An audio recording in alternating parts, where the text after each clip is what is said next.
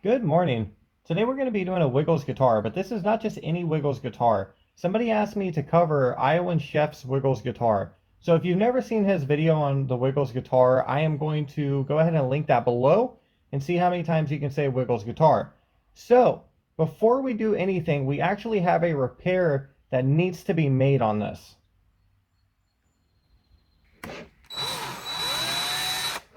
I'm using a drill today because I'm feeling fancy. We have a spring that's actually popped out. So you're going to see this throughout quite a few toys. If you are a circuit bender and you do this quite frequently, you'll come across toys that you absolutely want, but they're going to be damaged because people like to leave their toys out in the rain or, whatever causes this. So we are going to go ahead and open this up, and I'm going to show you how to repair that, at least how I repair it. And you can make a judgment for yourself if that's how you would like to do it or if there's another way you'd like to do it. But the first thing we're going to be doing is opening up the instrument with this fancy drill.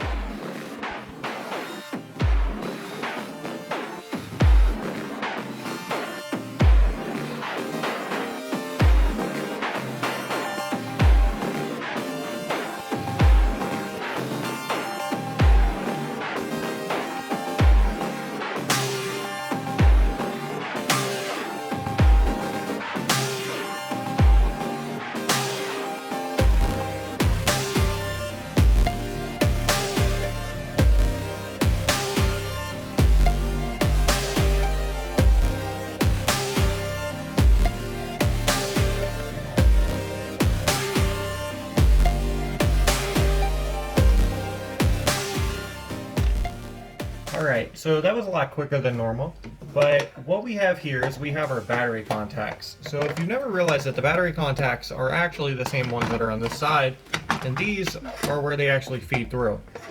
So typically they run these batteries in series, and then you're going to have your negative coming from this end, so that's right here, so that's going to be separate.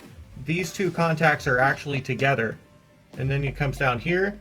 These two are together, and then this one's separate. So that's going to be your positive, that's going to be your negative. And you can see the positive already came off, but we'll repair that. Now, what I'm going to do to repair this is I'm going to take this one, because this is the one that's broken, and I'm just going to pry that up. So now it is completely even, and we're going to try to go ahead and press that out. And sometimes these are glued, which isn't really a big deal. Oh, I'm actually doing the wrong one, so good thing that didn't come right out. So it's actually our negative right here. So we're going to pull that down, and that one is going to be a little bit more rough to get out, but we'll be good. Now I'm going to go through here, since this is one that's wired, I'm going to go ahead and just try to pry it out this way.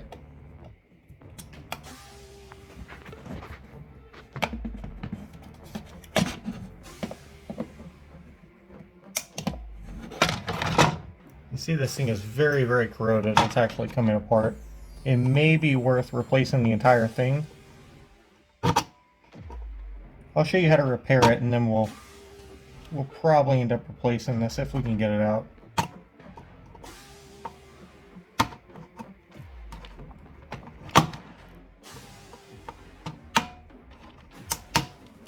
Okay, so it is just pulling out, so at this point, definitely just a replacement.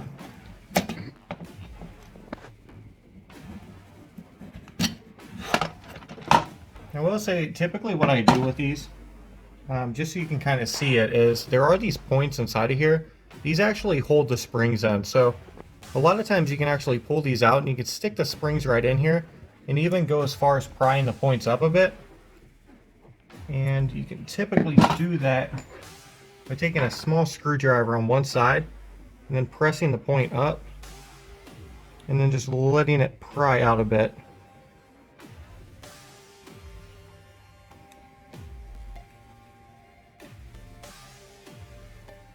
Just like that.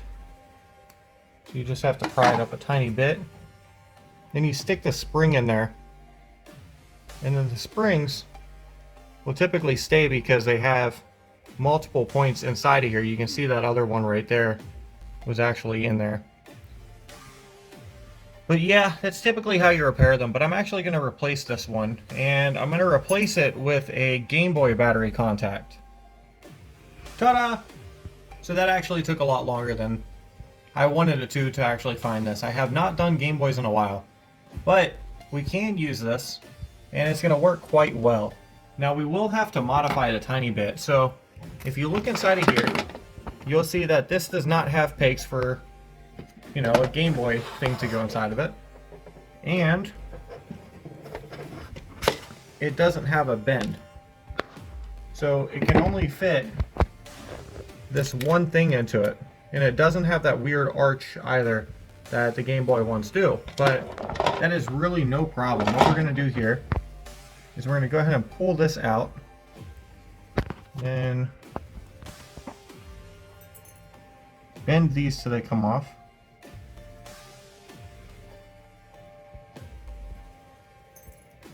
And I could bend this until it comes off, but I'm going to go ahead and wait on that just so I make sure I have enough length here. So I'm just going to straighten this out. Make it straight enough. We're going to feed it directly in here.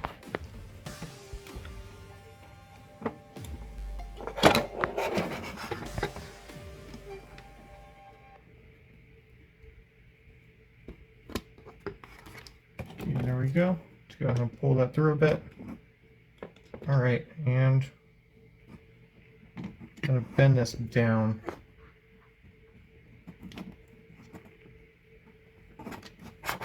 Okay, and that is going to work right there. So let's go ahead and put some batteries on it.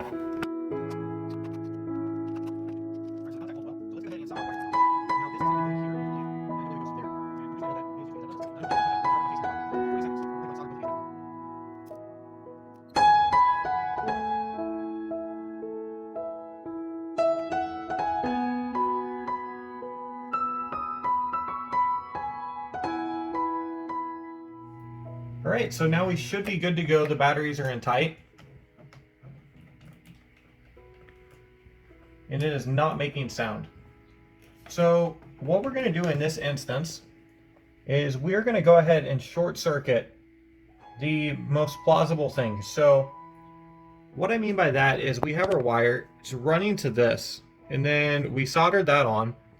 Then this is going to be running to the circuit board. So what we're going to do is we're going to go ahead and jump start from here to the circuit board and see if that does us any good. This is going to be kind of difficult. I'm just going to wrap the solder here. Give about 2 wraps and then run it. Okay. Oh, we got something.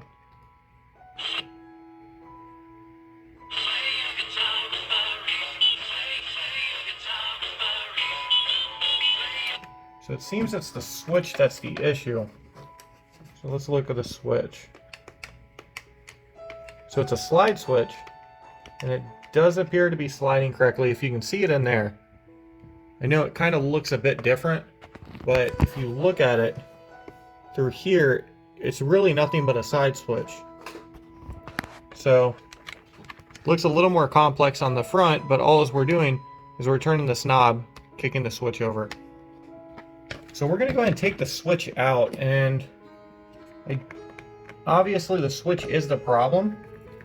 I don't know if I have another one to replace it, but we will confirm.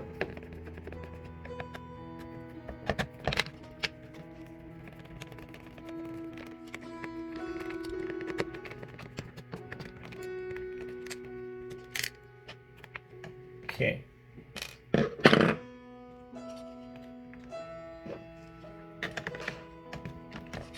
So that switch is pretty torn up and is pretty rusted, so I want to be surprised if it's... Yeah, that is rust on the switch. That's interesting.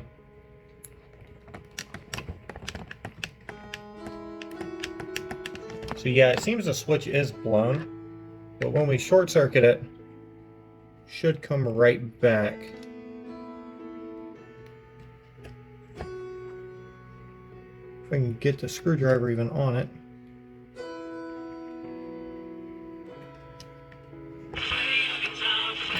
Okay, so let's replace the switch. So I looked around and all I could find is this switch here.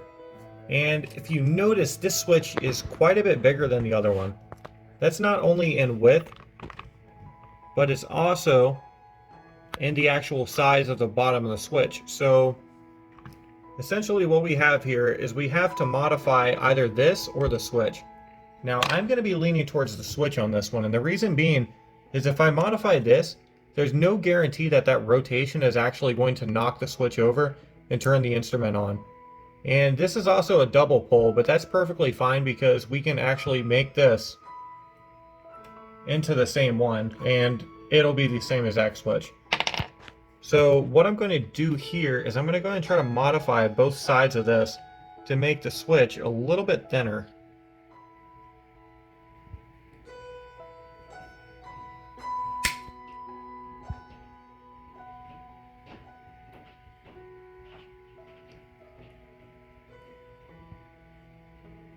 Just want to take a little bit more of that.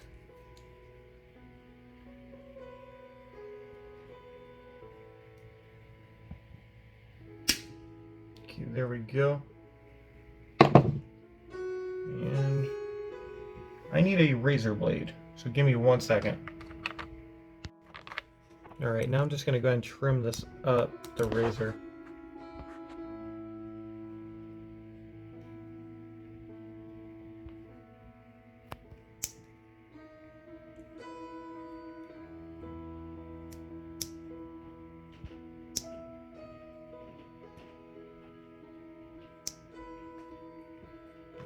Alright, let's hope that's going to fit correctly.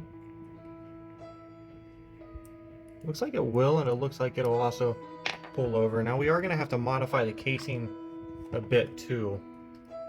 But before I go ahead and modify the case, I'm going to confirm that the switch does work. So let's go ahead and solder this out.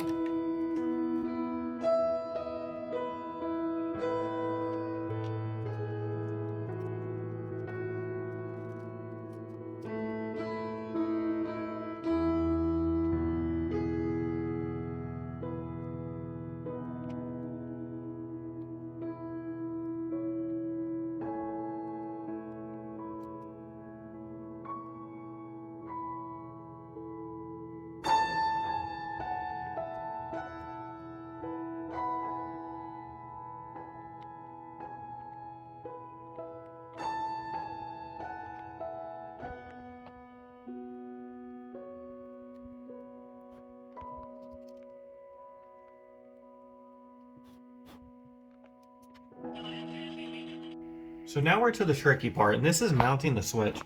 So there's a couple different ways we could mount it. Obviously we could just go in there, rip all this out, and then just hot glue this.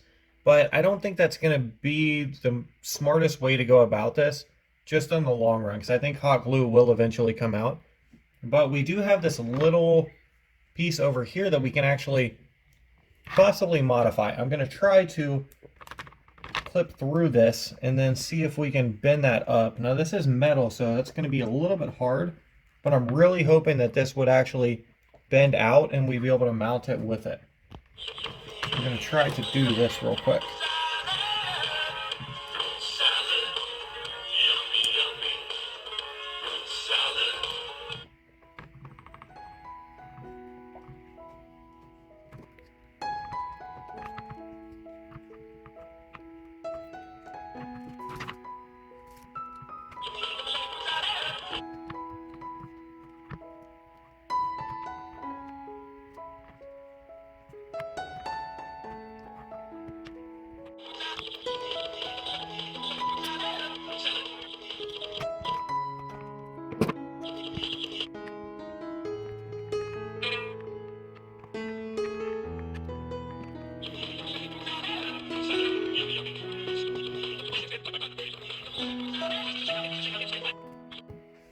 So we tried fitting it in there, but it seems like we're going to have to damage the switch too much. So what I'm going to go ahead and do is I'm going to go ahead and snap this little part out right here, this little triangular piece.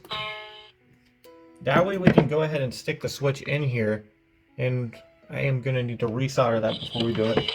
And then it is going to require some hot glue, but we are still going to have the stability of the other side, and we're going to have the stability of that piece holding it up above.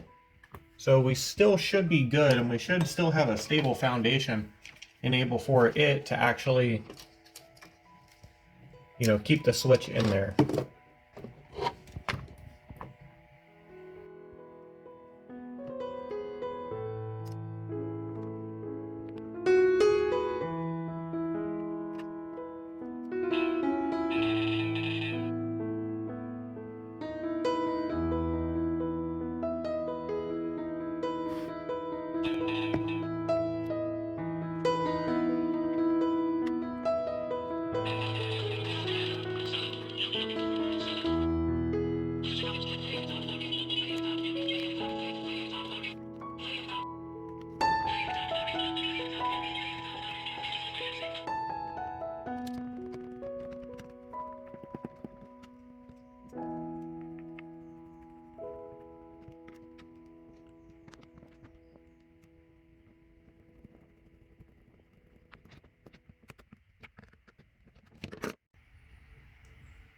So we gave it an attempt, but unfortunately,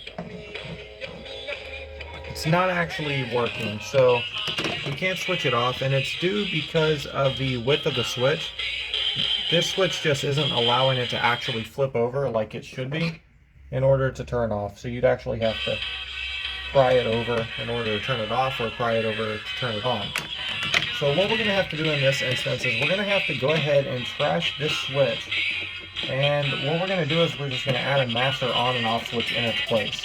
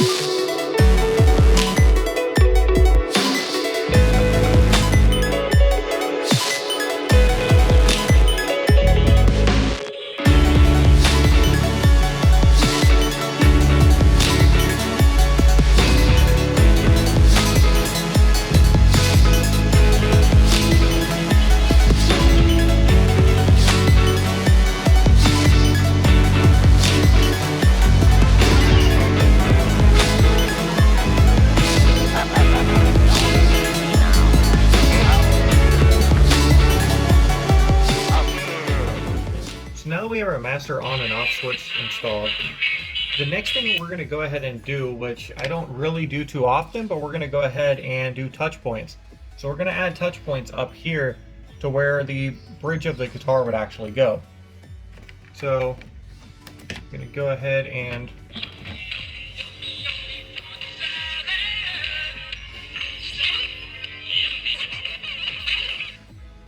Alright, so we're going to go ahead and tag onto that, but we're actually going to be doing the lower touch points up here on the bridge, and then we're going to have full spectrum touch points up here where the tuners would be.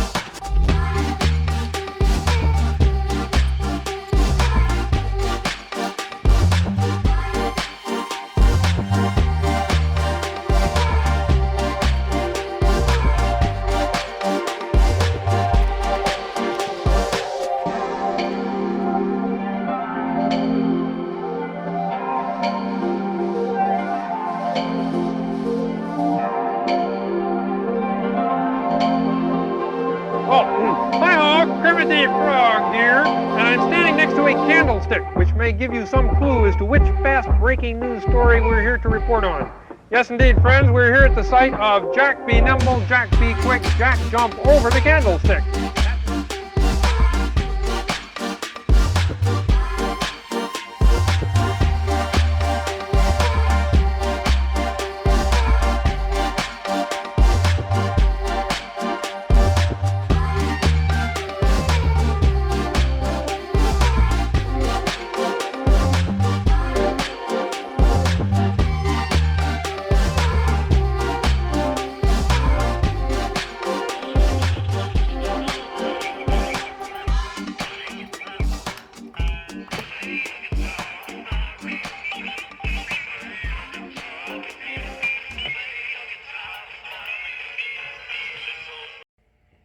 So props to iowanchef for coming up with that idea of the springs as touch points. Not only the idea, but to actually have the skill to execute that, that was actually pretty hard to do. So that was quite impressive he came up with that and was able to do it. So right now what I'm doing is I'm going to go ahead and add the pro sound. So there's no real reason why I'm doing this. I just kind of want to get the front up here done. And the pro sound's the next logical thing for me to add because it's right next to where those touch points actually are. And how I'm doing that is I'm just soldering directly into the speaker right there. Or not into the speaker, into the board where the speaker is actually being fed out.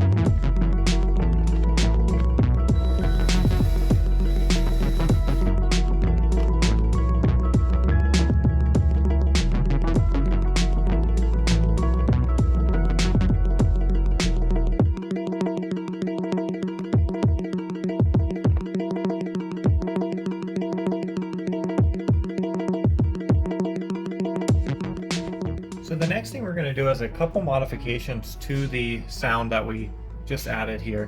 So we're going to be doing this with the Pro sound. And the first modification we're going to be doing is just adding a sound activated LED, which I'm planning on running right here. So what I'm going to do is I'm actually just going to cut the wire here because we don't need all this excessive length on wire. So I'm just going to cut it right here. Bring it back, then we're going to strip them and then add the LED right inside of there. And we are going to do something a tiny bit different. We're actually going to be adding a volume knob. So let me get these stripped off and I'll show you how to do the volume knob.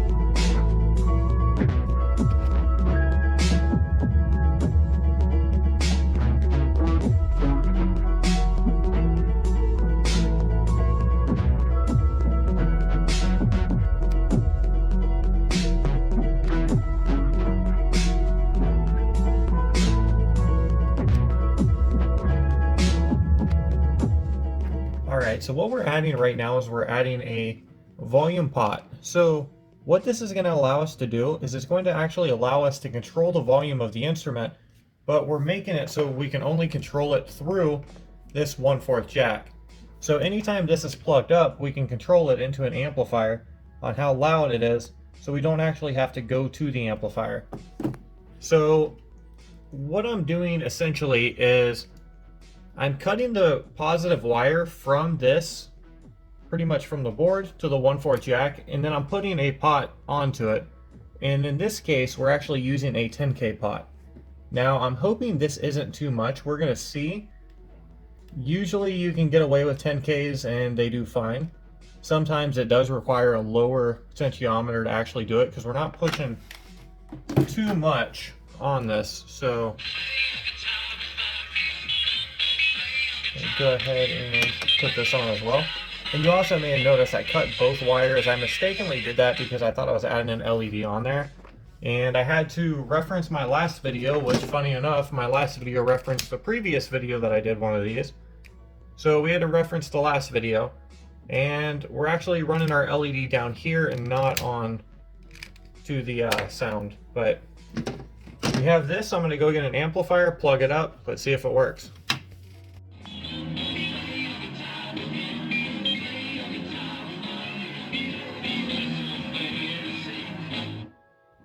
So as you can see, it's actually making no difference whatsoever that we have this pot on here. And more than likely what's going on here is we have it on the wrong wire. So we must have tagged this onto the ground wire as opposed to our actual positive wire. The second scenario that could be happening here is maybe the pot actually isn't high enough in resistance to lower this in any way or mute it. So that could be it as well. But we are going to go ahead and go with the first one for now. Okay, so if you hear that, that's an ungrounded. That sounds like an ungrounded jack to me. So I'm going to go with the first one. And I hate to do it, but we are going to go ahead and cut this one more time.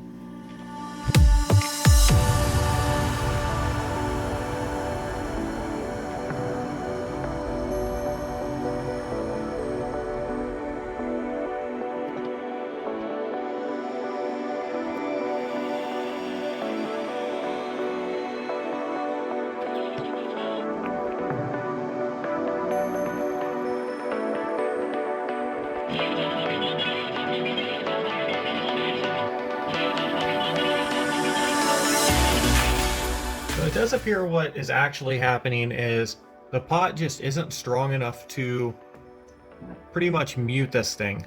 So what we're going to do is we're actually going to switch up to a very old school 500K pot. It's a really cool pot, but we're going to go ahead and switch it back up and go up to the 500K.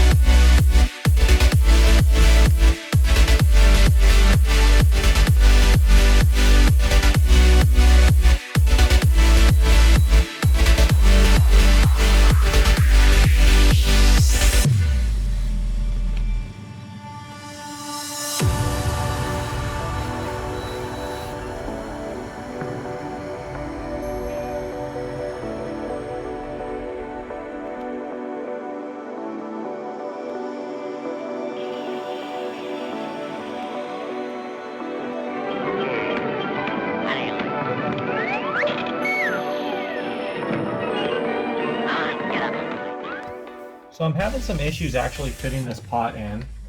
And essentially what this is a modification that I'm kind of just pulling out of nowhere. There is a modification he has on his instrument that is a little black knob. It almost looks like a knob, maybe a switch. I'm not quite sure what it does. So I'm really just trying to figure out something I can put in here that's going to give us use and is going to match that. And I don't think this is it. So the volume knob I may just scratch, or we may actually just run it to the speaker. I have this one right here. Funny enough, I just came across that not only do I think this will fit, but this will also look a lot closer to what he actually has on his instrument. So I'm going to try to press this through here. And it still looks like it's giving us a tiny bit of trouble, but it is something that I can fix. So I am going to desolder this one, and I'm going to go ahead and try to fit this knob in.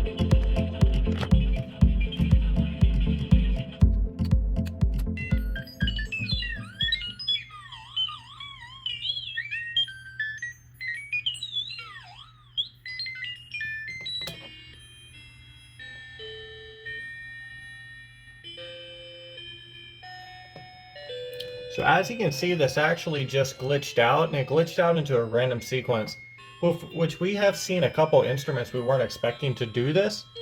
This one's actually going to have the capability of doing this after we get done with it.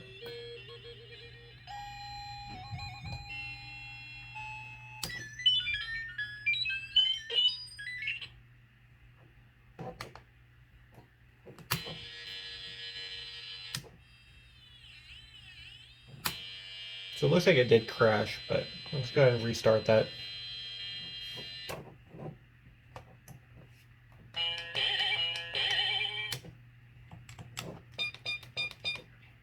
So what we did with this, so we did find use for this pot right here. And what it is we have our speed control linked to this. And then this pot actually limits it. So it's a limiting speed control. So let me go ahead and press down on this. So you can see it kind of limits what this is actually doing as far as resistance. And if we go all the way up on this, see, that's when it starts getting a little bit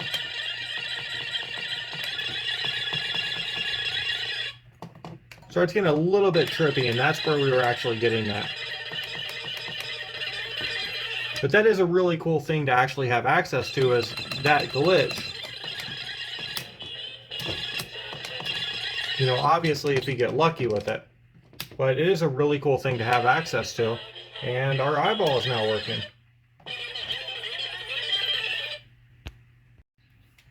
Now the last thing we're going to do is the tempo tone control, and we're actually going to be running these on two separate pot knobs, or I'm sorry, potentiometers in general. I'm still going to use 250Ks on them, but we are going to run them on two separate ones. And the next thing is we're going to be adding the touch points up here directly onto these guys. So I have some bolts for this, so the touch points are going to go right onto there. So tempo tone control, and at the same time we are going to be adding these touch points up here. So let's get to it.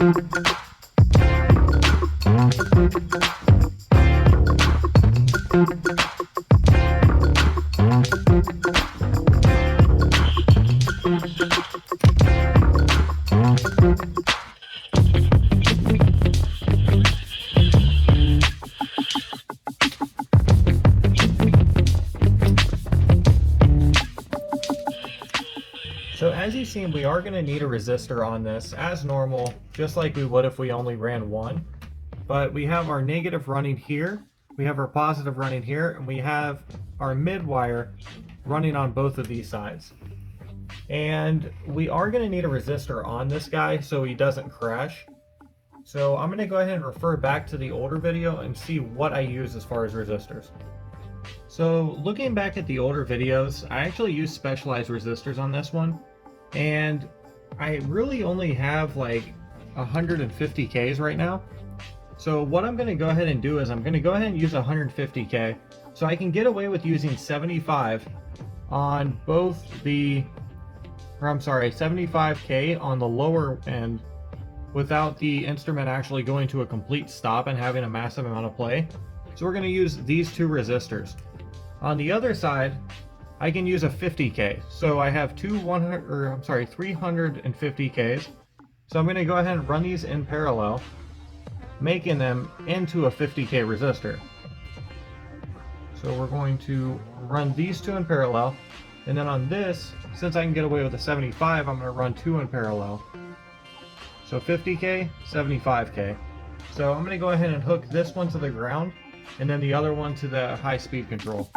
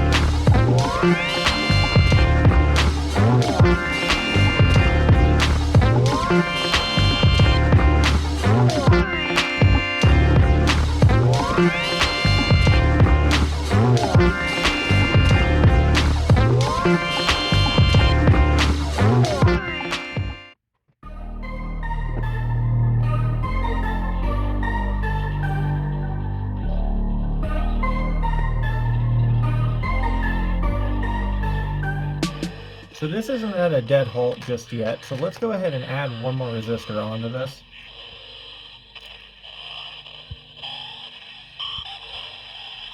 Making it a bit lower.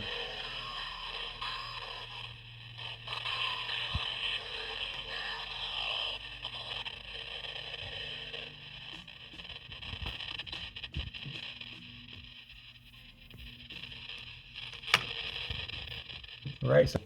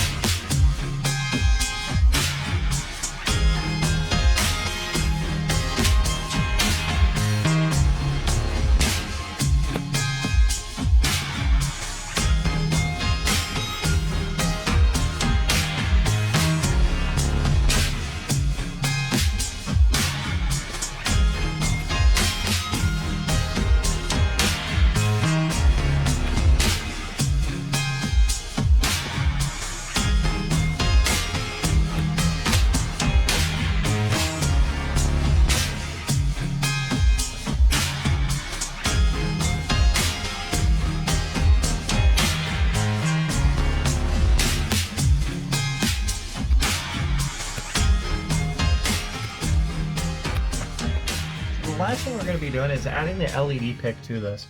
Now the LED pic we need to be on all the time, or at least when the instrument's playing. So we have a couple options, and what I could do here is I could add it to this point right here, which we did in our previous one, and then this comes on only when the instrument plays. That wouldn't be a bad option because obviously you need this to make some type of sound for this to be reacting with the photo resistor.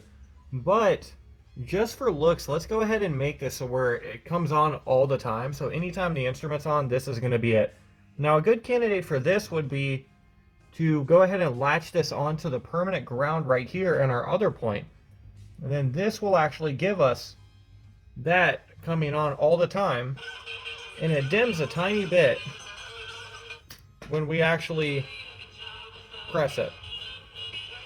Which, it's still not a bad option because it's going to be on all the time.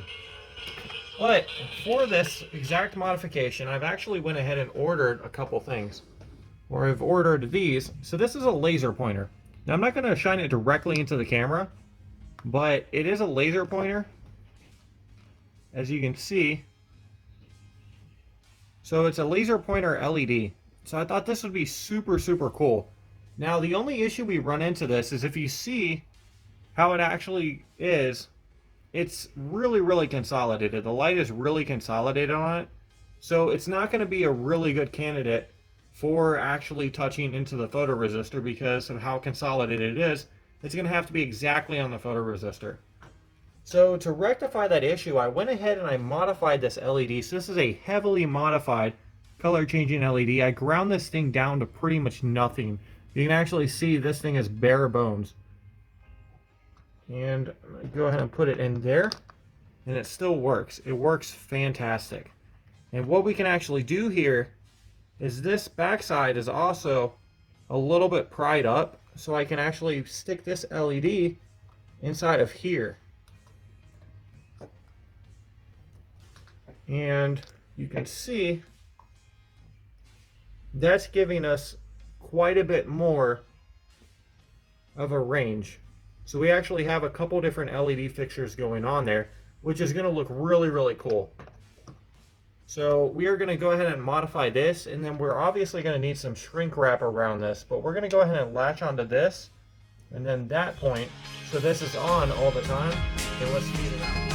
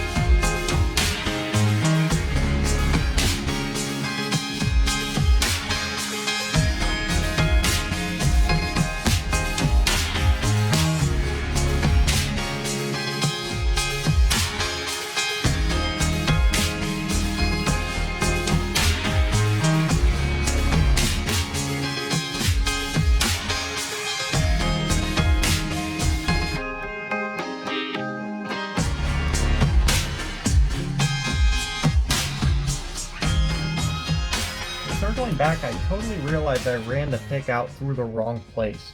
So what I'm going to do is I'm actually going to circle back and pull this wire out, and then we're just going to place something else inside of this hole, which we have all our modifications already set. So what we're going to do is we're just going to run an LED through this hole, and it's just going to be a little added modification right here.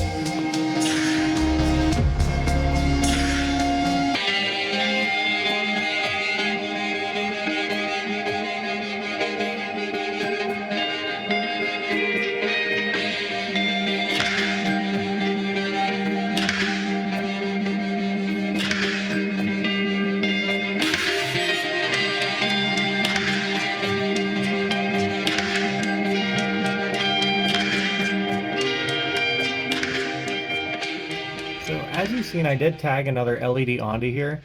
Unfortunately, it looks like our color changing LED actually lost its pizzazz as we did that because it's actually not getting enough voltage. So what I'm going to do is I'm just going to cut this other LED off of here. And let's see if it returns back to normal. Yeah, so I think that looks a lot better. So I'm just going to go ahead and return that back to normal.